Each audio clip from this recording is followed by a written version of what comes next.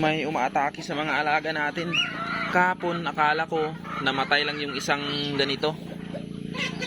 Ngayon tatlo sila, kasali itong malaki. May umaatake sa gabi mga province live, siguro ay aso. Hindi natin alam. Sayang. Napakasayang.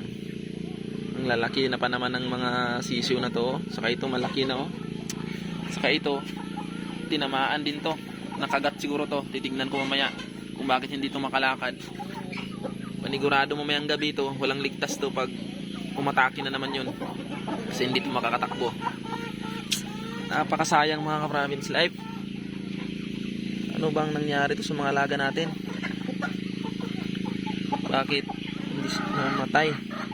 I-check ko mamaya kung ano ba yung nangyari. Nakagat ba to o ano? Sobrang kawawa mga ka-province life itong mga alaga natin. Ang liliksi pa naman nila. Yun yung maliliit natin na pato, tatlo na yung namatay.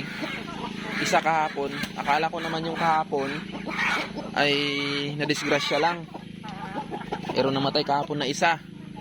Ngayon tatlo.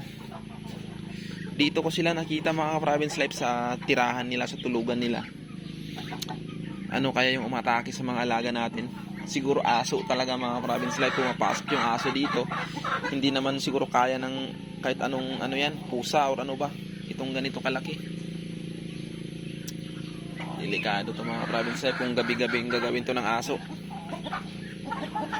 Sobrang kawawa talaga mga province life yung mga alaga natin pag ganito.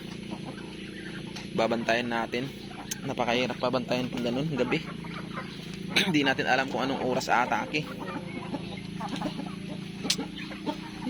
Sayang mga province life, sobrang sayang talaga yung mga alaga natin.